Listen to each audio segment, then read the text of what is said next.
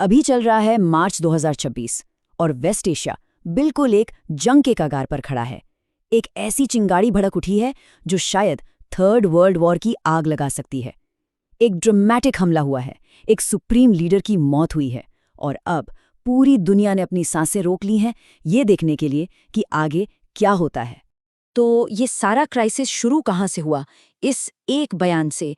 America के former president Donald Trump ने अपने ट्रूथ सोशल अकाउंट पर सीधा सीधा ऐलान कर दिया कि ईरान के supreme leader Ayatollah Ali Khamenei अब जिंदा नहीं हैं। और बस यही एक इवेंट, ईरान के सबसे बड़े लीडर की मौत, इसने एक ऐसी आग लगा दी है जो अब पूरे रीजन में फैल रही है। लेकिन देखिए, ये सब कुछ एकदम अचानक नहीं हुआ। इसकी जो जमीन है ना, वो पहले से ही तैयार हो रही थी। तो चलिए समझते हैं कि आखिर यह हमला हुआ कैसे।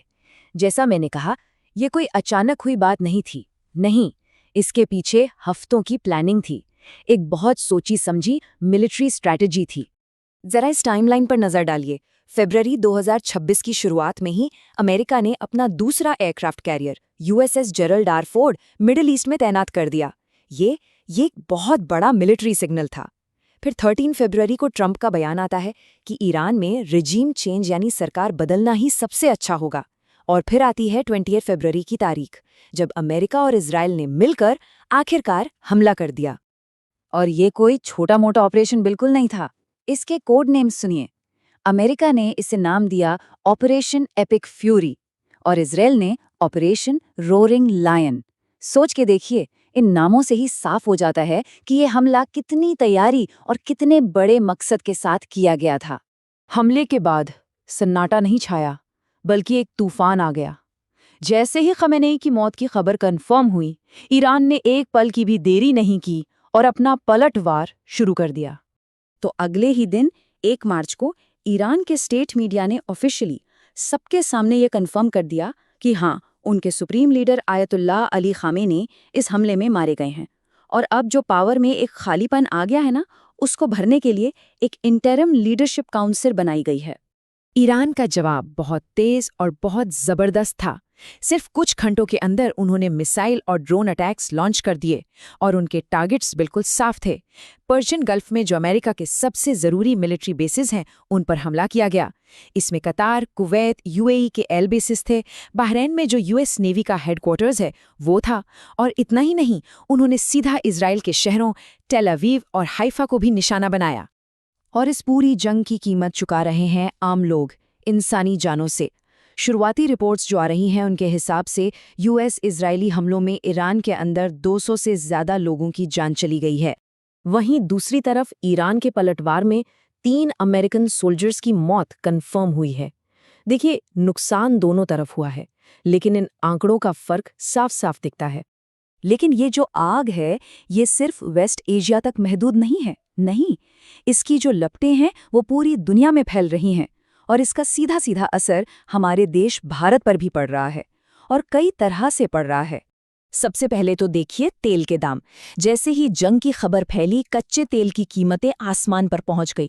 जो ब्रेंट क्रूड है, जिसे ग्लोबल बेंचमार्क माना जाता है, वो 13% तक उछल गया। ये 14 महीनों का सबसे हाई प्राइस है और इसका मतलब बिल्कुल साफ है, पूरी दुनिया में महंगाई बढ़ने का खतरा मंडरा रहा है। और ये जो इकोनॉमिक क्राइसिस है, इसको और भी गंभीर बना दिया है ईरान के कदम ने। उनके जो रेवोल्यूशनरी गार्ड्स हैं, उन्होंने स्ट्रेट ऑफ हॉर्मूज को ही बंद कर दिया है।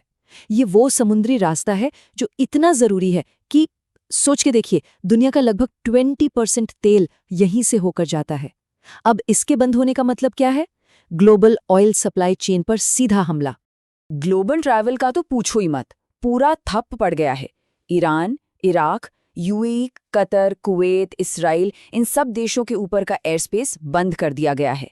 दुबई, अबू धाबी, दोहा, ये जो बड़े बड़े ट्रैवल हब्स हैं, सब बंद हैं। सिर्फ 2 दिन के अंदर अंदर 5000 से ज़्यादा फ्लाइट्स कैंसिल हो चुकी हैं। कहते हैं कि कोविड-19 पैंडेमिक के बाद ये सबसे बड़ा ट्रैवल डिस्ट्रप्शन है। अब बात करते हैं भारत की।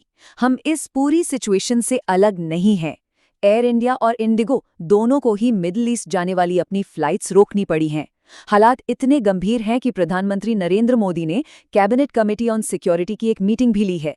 भारत की तरफ से शांति की अपील की जा रही है और अपने लोगों की सुरक्षा को सबसे ज्यादा अहमियत दी जा रही है। लेकिन असली चिंता अब ये है कि बढ़ते पेट्रोल के दाम और हमारी इकोनॉमी पर इसका क्या असर पड़ेगा। तो अब आते हैं उस सबसे बड़े सवाल पर, वो सवाल जो इस वक्त शायद सबके दिमाग में चल रहा है। क्या ये एक बड़े वर्ल्ड वॉर की आहट है? यही वो सवाल है जो आज हर न्यूज़पेपर की हेडलाइन बना हुआ है, हर न्यूज़ चैनल पर बस इसी की चर्चा है। क्या हम वाकई वर्ल्ड वॉर 3 के दरवाजे पर आकर खड़े हो गए हैं? फिलहाल तो पूरी दुनिया की निगाहें वेस्ट एशिया पर जमी हुई हैं। हर कोई बस यही उम्मीद कर रहा है कि ये तनाव कम हो जाए। लेकिन सच्चाई ये है कि एक भी गलत कदम इस चिंगारी को एक बड़ी आग में बदल सकता है। इस कहानी का अगला चैप्टर क्या होगा, ये तो अब आने वाला वक्त ही बताएगा।